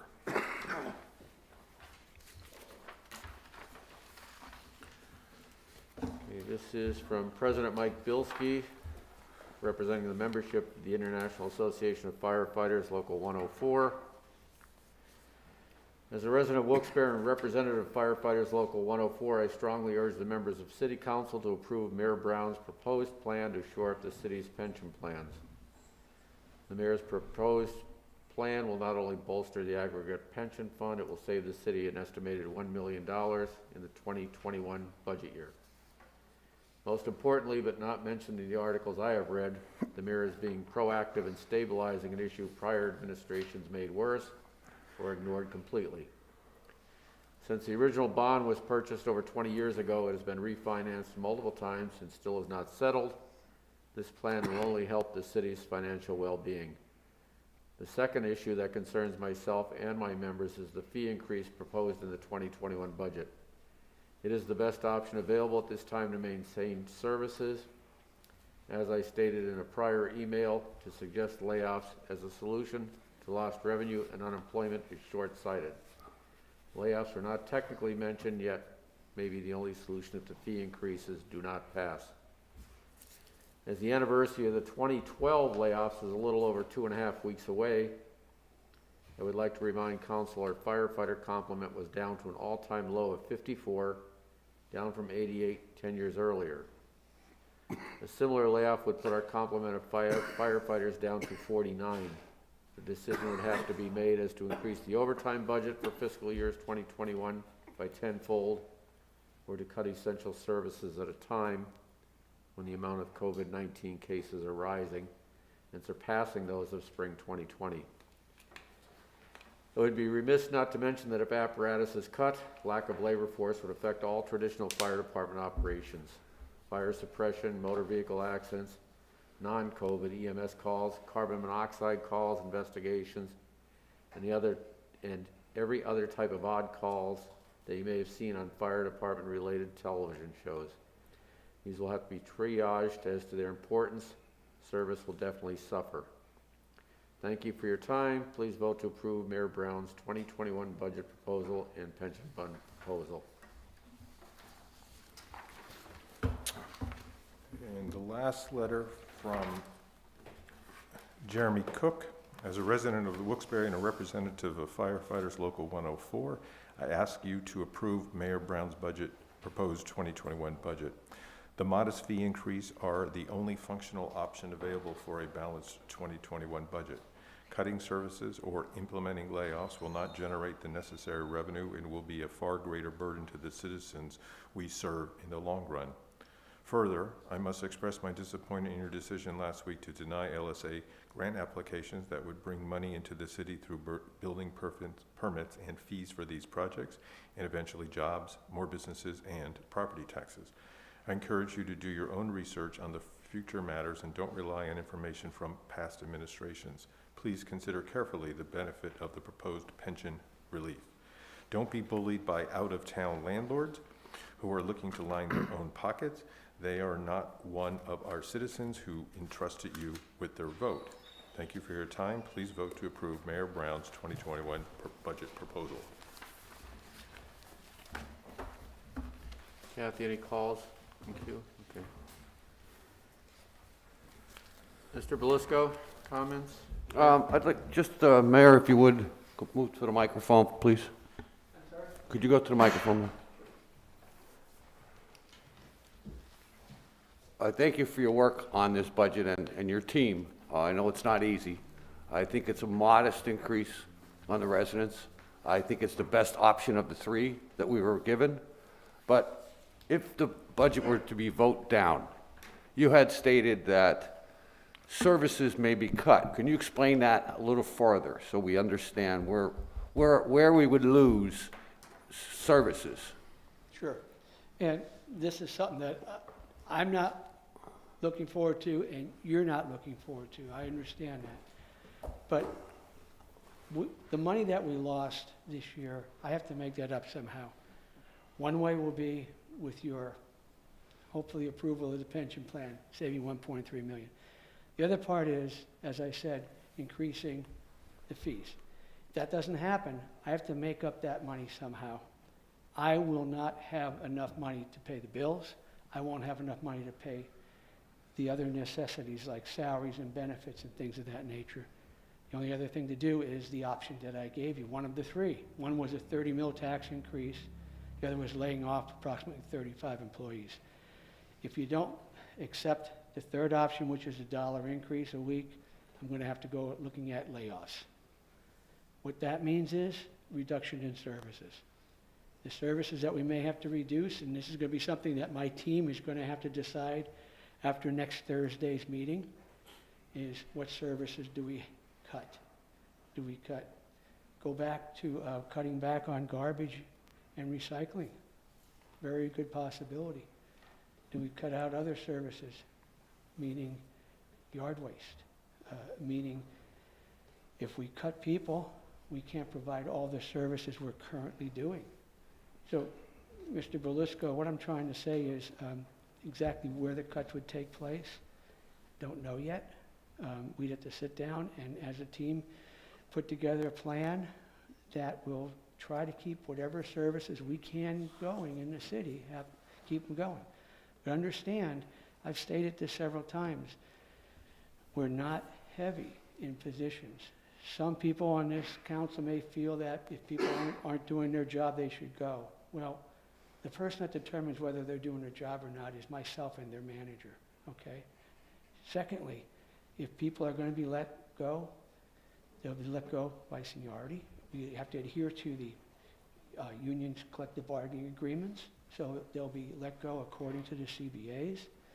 And it's not going to be easy to do, Mike, but I mean, I'm going to try and keep as many services going as I can.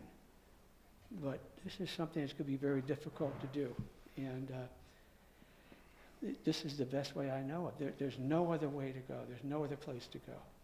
So it's, the options are, if you decide to shut down my proposal for the increase, it's either a 30 mil tax increase.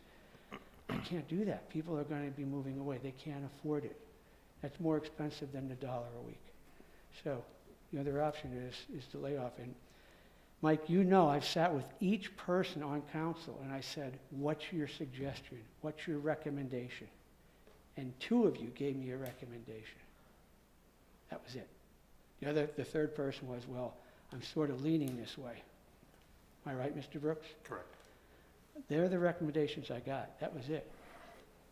So anyway, Mike, what we do is at that time, if you decide to vote down the budget, it's going to be a very difficult decision. I'll sit with my staff. We'll put together a game plan as far as what services we cut, what people we cut. We do have a no layoff clause in 1310. And that's something we have to take a look at also, because during the COVID virus and the roof blowing off, we furloughed 10 people. We were grieved on that, and we're probably going to be going to arbitration on that. So whatever we do as far as that, challenging that was signed in by the prior administration. I can't change that, okay? But it's something that we have to deal with. I'm sorry, I wish I had a better answer for you. I don't have the names, I don't have any of that stuff, because I'm hoping that one of you will change your mind and go with a 3-2 vote. I don't think 2 other people will, and that's your option. I'm hoping that we can at least have one of you see what's going to happen here, because it's going to be devastating. You're going to ask for services I cannot provide for you. Thank you, Mayor. That's all, Mr. Chairman. Thank you, sir. Might as well stay right there. Mr. Marconi? Yes, I do. I have a couple pages here of just some thoughts. I just want to start off by saying some of the calls that came in. It's going to echo some of my thoughts.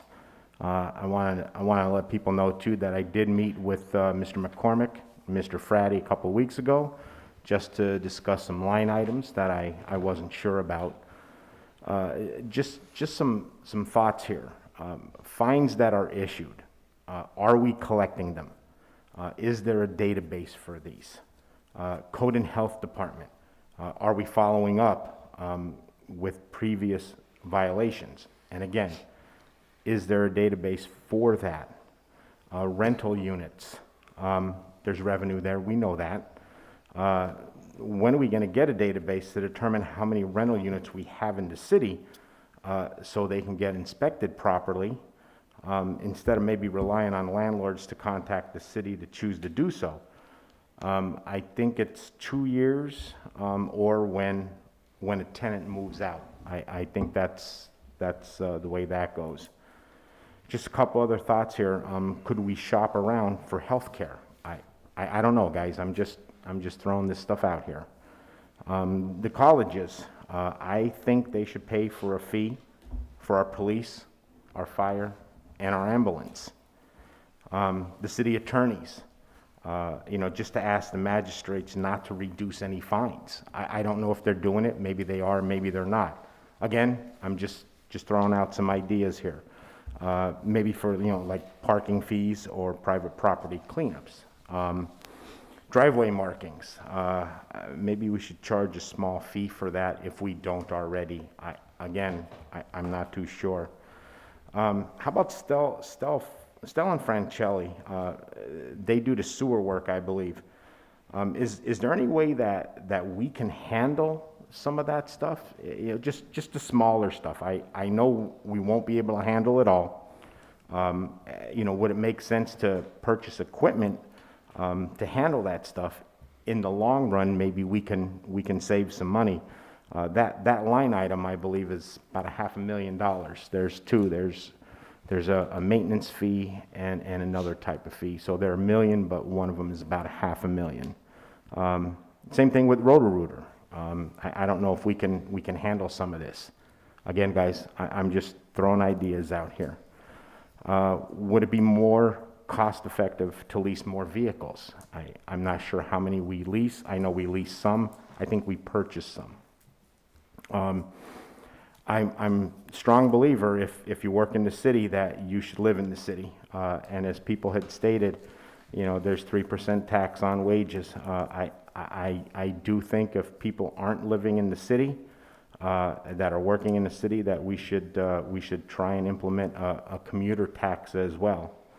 Comp time, I think 2 of our unions have comp time. I was just wondering if police and fire do, so we can reduce this overtime. The overtime, I tallied it up quickly. I might be a little bit off, but I tallied up about $900,000 in overtime. We were told that the budget stands. I'm just urging the administration to please take a look at the overtime, gentlemen. Please take a look at that. The health department, they're budgeted for $1,234,951. And Mayor, you can let me know here. I don't know if 90% of that is funded. I'm not sure. There was some talk about our health department being partially funded. So going back to the overtime, just an example here. I'm looking at building inspection overtime. It's $50,000. I know there's going to be times where we're going to use overtime.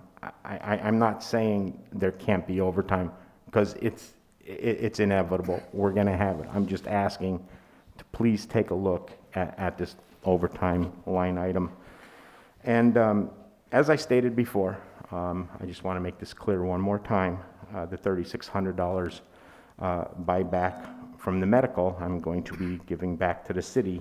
I plan on meeting up with Human Resources next week to sign off on that. That is all I have, Mr. Chairman. Marconi, maybe I'll go from the backwards to the front as far as I can remember. Okay. If you're going Sorry. to if Yeah. you're going to give back the 3,600, checks are being cut the first week of December. Okay. So I would suggest that, and we can take that out of your budget for 2021 because we did include your $3,600. Sure. So we can remove that from the budget. As far as leasing vehicles, that's a misconception. It's not cheaper to Okay. lease vehicles, and I'll tell you why. The agreement we have with Enterprise, Mike, I think you asked this last time, our payment would be $200,000 for 2021. We figured we can utilize LSA grants to purchase 3 vehicles. There's no match on that. And also, if I can put in for vehicles every year under LSA, it costs the city $0. So I see a $200,000 savings there if we continue to use LSA for city-related expenses that there is no match on with LSA. Okay. So that's a misconception about the leasing being cheaper. I met with Chief Coffey and Detective Casey, and we sat down and we went over the analysis, and he said, Mayor, we really don't care for this leasing agreement. It's too expensive. Okay? If you want to charge to have people's driveways marked, that's another expense you're putting on the people. Okay? You don't want to give them charge $1 more a week, but we're going to charge them to paint in front of their driveways. I'm just referring back to what you said. I certainly understand, sir. And again, I'm just trying to come up with some ideas. I'm trying to work with everybody. That's all. Yeah, but you have to understand, you can pull up some line items and we can show you where the numbers came from. Okay. Okay? What we did was when we put this budget together, we looked at the prior 5 or 6 or 10 years. And where did that go? And how did we come up with that number? And what did we spend this past year? What have we spent, 2019, what we spend year to date in 2020? So we have to have a projection, have to project the budget so that we could have at least a line item for that. Okay, but there's a lot of things that you're putting there, and I forget half of what you asked me. And if you want to send me a list, I'll be glad to give you a detailed answer on each of them. Sure. And you'll have that no later than Monday, so you can evaluate them before next Thursday. But John, I'm not trying to be confrontational. It's just that we've been living with this situation, and it's tough when you're on this side, trying to make sure that you pay bills, trying to make sure that you're making payroll. I get a daily report every day of how much money I have. And I hope I have enough to pay our bills, and I hope I have enough to pay our medical expenses, and I hope I have enough to pay our salaries. And that's the situation that this city is in. So please understand that, okay? And please, give me that list, and I'll be glad to get everything answered for you and tell you how we come up with the numbers. It's just, you probably have 20 items there. I do. I'm trying to give you I the do. easiest things. Okay. Fair enough. Okay. Mrs. McBride? Yeah, I do have a statement I would like to make. I want to make it very clear tonight that my colleagues and I are doing our best to fight for all residents of our city, and not just those who live in a certain area who may not have an issue with paying for services. I understand that some people have no issue with paying more in fees, and I'm sure that everyone can agree that we have wonderful services in our city. But I just want to stress again that this isn't about people just not wanting to pay fees.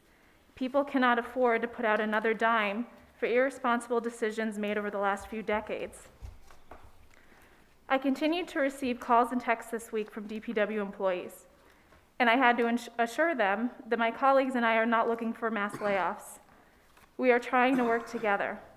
We are trying to come up with other solutions, but again, it has become an us versus them scenario, all because we are advocating for all residents of our city.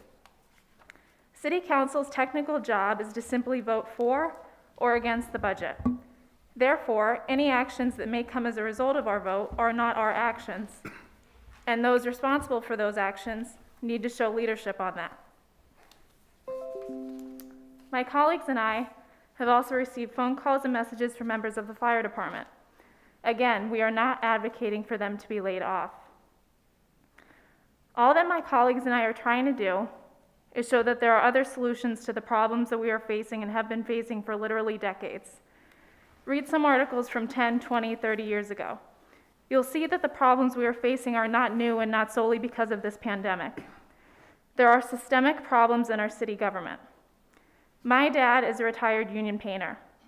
I come from a working class union family. and several members of my family have played key roles in their own respective unions. I'm not anti-union or anti-worker, but for far too long, our city government has allowed itself to be totally annihilated by government unions. It's not a give and take relationship, it's just take. Employees pad their pensions, some take advantage of lenient work environments, and a great deal of employees get an exorbitant amount of overtime, some effectively doubling their salaries. But this is allowed because they are in a government union. Now, I was approached last week by an employee who was visibly upset with a concern that they had regarding a concerted effort by multiple city employees to inundate our council meeting with calls and emails for public comment. This employee created templates while at work at City Hall for relatives and friends of city employees to read off of our meeting and to give them an idea of what to say or what to write in. This was concerning to this employee because they did all of this on the taxpayer dime while they were at work at City Hall. They wrote individual scripts for employees to hand out to their family and friends, so it looks like more people are in favor of the increase. And I have some of them that I was given by this employee right here if anyone wants to see them. They wrote scripts for employees to hand out to their family and friends. They are propping up their friends and family to pass the mayor's agenda. It's a contrived plea when you're literally writing scripts for people and putting employees up to do your bidding when they don't have a full understanding of everything that's going on. If the city employees believe in what they're selling for themselves, then they should be able to tell their family members on their own. You want to put planted collars and to sway our decisions, and these concerns are already very well known. So before this goes any further, we're taking into consideration all of the information in this budget and how it will impact everyone in our city. And this is totally and completely unethical, and it's a slap in the face to the taxpayers. This is what's going on in our city.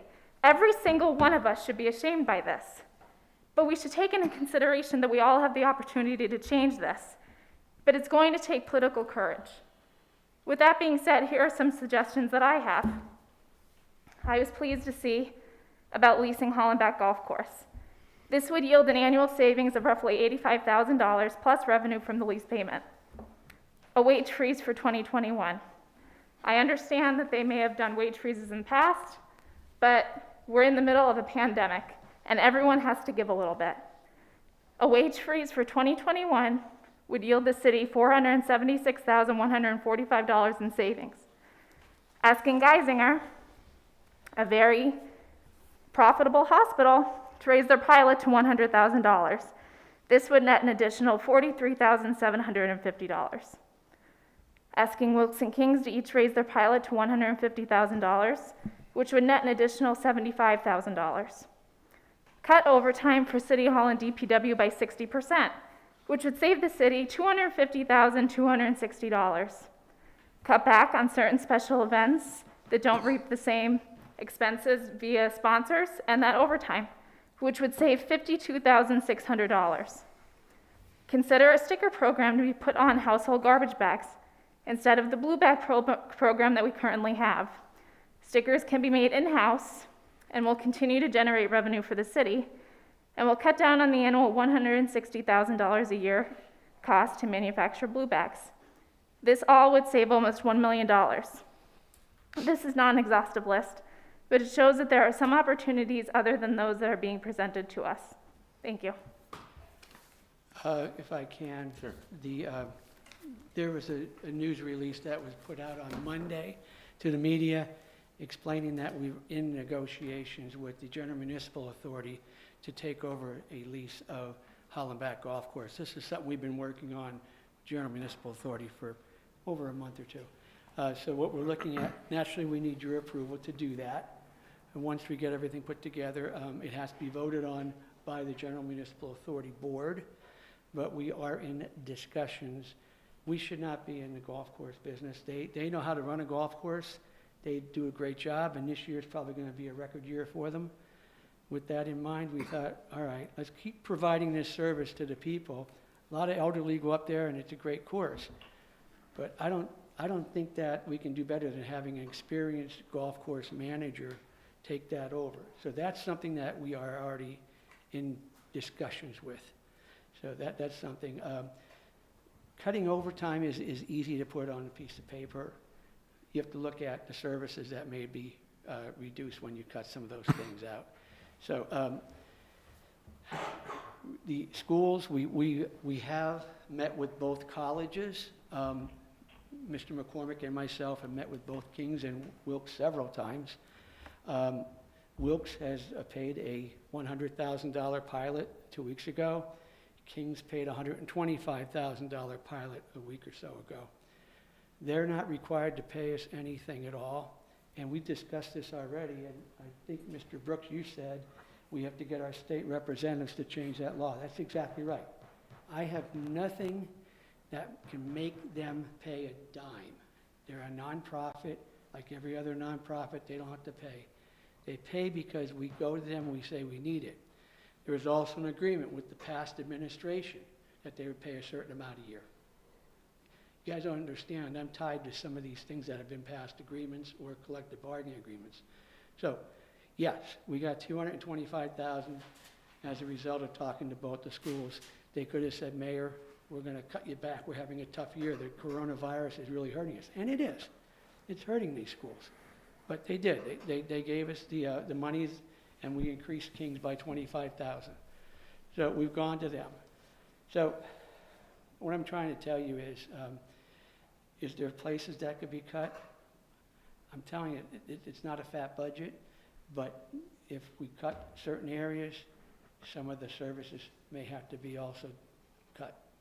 And two of the things, Mrs. McBride, that you mentioned, we've already done. I mean, you could understand that we've already been working on them. We worked on Kings and Wilkes right after we started here, and then everything was put on hold. So that's my answer. Okay, anything else? No. Okay. Mr. Brooks? Yeah, I have a few random thoughts and suggestions. So back to the pilot, do we know how many nonprofits operate in Wilkes-Barre? Yeah, we send out a list of request letters, and I think, Lisa, you take care of that. We send out a list of request letters asking for, donations. We have a listing of that. If you like that, I'll be glad to get it for you. Okay. So what I do see in the budget is 14 nonprofits have given to Wilkes-Barre for a total of $640,980.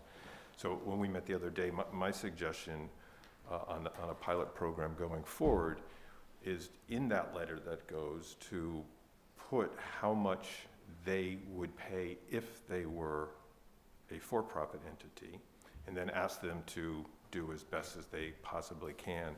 I see this one letter that we received today said that her research tells her that pilots are usually 12 to 15% of what the taxes are. That would be interesting to see. I don't know where that person got that data. Yeah, I don't know, but I mean, I'd like to, if we can, right. I'd love to see if it could be validated. But I think it's important, and maybe, geez, back in the really old days, the Wilkes-Barre Record used to publish everyone's tax liability in the newspaper. It'd be interesting to see if you put out there what would be so-and-so church's tax liability, and ask them to do as best as they possibly can. I will commend you, though, for the $25,000 increase from Kings, and it's good to know that it's $640,000 total that's coming for nonprofits. But I think and Mr. Brooks, don't forget Wilkes was the benefactor of doing the street work down by where you live. Correct. I mean, that was Wilkes College on their dime. But if I can just say something else, we also looked at overdue sewer bills and overdue recycling bills. We found that when we were putting our budget together, that there's almost $700,000 in unpaid recycling fees. And they were brought up a couple years ago at the prior administration. I hate keep going back, but I have to do that.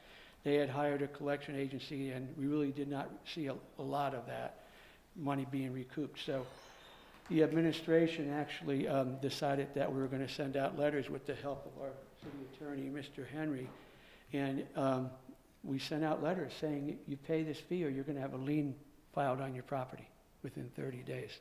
And we mean that. And guess what? We started getting some monies in, okay? So we even have people that are out-of-town landlords that own multiple properties that were, had to pay.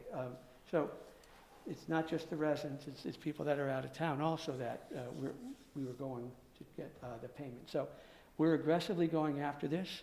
We've also been in contact with the Wyoming Valley Sanitary Authority, Mike, and you know this, being on the board. They're also helping us trying to collect overdue sanitary authority bills. And the same thing, if they're not paid, sanitary authority is going to place a lien on the property. So, and these aren't people that owe $50, okay? This is multiple years. I mean, there's some people that, we're talking thousands of dollars, and they were just sitting there. So I'm hoping that we could generate some additional revenue by going after the recycling and also the sewage fees. These are things that we're trying to kick up to get more revenue. I sort of cut you off, and I'm sorry, Tom. No, that's fine. No, I'm done on the pilot part.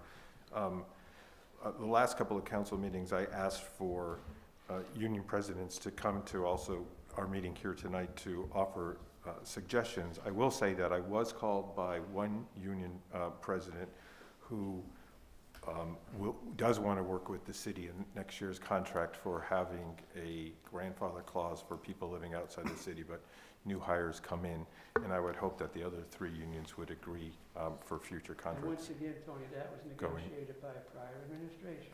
We'd have to renegotiate that. Like you said. Correct, but I'm saying I was pleased to hear from one of the union presidents of the three.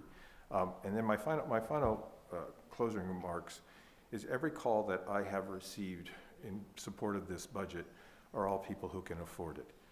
Every call that I receive for people who are against the budget are people who cannot afford it. And I think that is indicative to the economic divide that is in our city.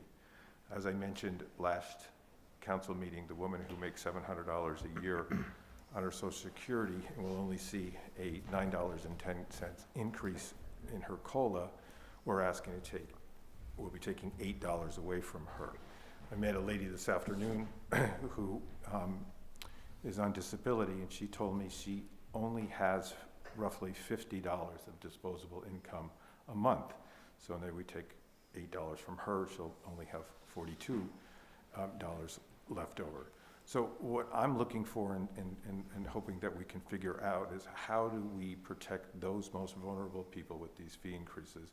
Is there a deep discounted program that we can find so they are not adversely affected? I'm hoping that our committee will be able to get very aggressive with that. And we've already had several people that have contacted us and said that they want to be part of it. Some are professional people that deal with people at low income, and there's other agencies that we're talking about, we've contacted, that want to help us. So I'm hoping that maybe we can do something, and I'm just guessing, maybe a voucher to help them pay for the taxes or the fees that they have to pay. So this is something we're just starting to get people applying for, but it was just announced a couple of days ago. We're already getting several people that said, Mayor, I'd like to be part of this. Thank you, Mr. Mayor. And look, we're going to keep you well informed as that progresses, because I know council's passionate about that. We'll keep you up to date as we announce the people that are on that and who we announce to be the chairman, and as we're working with the other agencies, the social agencies, trying to do that. Thank you, Mr. Mayor. Thank you, Mr. Chairman. Nothing more. Thank you, sir. We're looking at a budget that the only change from this one as compared to last year's is the $50 increase in the recycling fee and the sewer fee. Now, in conversations with Mr. Fraudy, I know that we are expending much more than what we're collecting as far as revenue on both those items. I see recycling costs, I know, have gone up dramatically. It's a service that we do provide, but it's becoming more and more costly to do that. I see the amount of recycling that is going out onto the street it just seems to be much, much greater than I've ever seen. We are very fortunate to have yard waste picked up. There are a lot of communities that don't do that. And actually, to be quite honest with you, I mean, I don't know how we can do what we do with what we actually charge. The sewer system itself, one of the callers asked about that and comparing us to WVSA. Well, we maintain the sewer lines in the city. Sewer blocks up on your street, we come out, or a contractor comes out and repairs it. The sewer lines are crumbling, and to me, it's not an asset. To me, it's more of a liability. I think those costs are, it's just a disaster waiting to happen. We know that we are going to be facing some major expenditures to maintain the system. So, to be quite honest with you, I mean, I just see that the expenditure line on both those items going up and up every year, and the revenue line staying Bill, I flat. sent to all council members the newest letter we got from the new agency that's going to be taking our recycling. They're increasing the fee by 30%. So if we spent $200,000 in 2020, it's going to be $260,000 in 2021. That's a real number. I gave you guys that letter so you know it wasn't just lip service. That's what's happening. Right now, you could put out 9 or 10 barrels of recycling, and we're going to take every single one for $1 a week. Okay?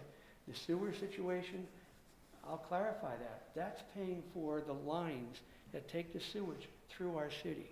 It doesn't pay for cleaning the sewage up, and that's the sanitary authority, right, Mike? Yep. So we had a situation, I'll give you an example now, paying $50 a year. There was a house on Hanover Street, Butcher, Horton Street, a few months ago. They had a major break. It cost us about $105,000 to fix that break, one break on that street. So that's where the $50 a year is going. It's going to help us to maintain these lines. It's not going to the sanitary authority. It's going to us trying to take these 100-year-old terracotta pipes and make sure that they're taking the waste away, and they're in bad shape. There's tens of millions of dollars in repairs that are necessary. We don't have it, so we're putting, am I right, Butch? We're putting Band-Aids on these things. And there's probably 5 or 6 other areas like that that we have to repair. There's at least that many, not more.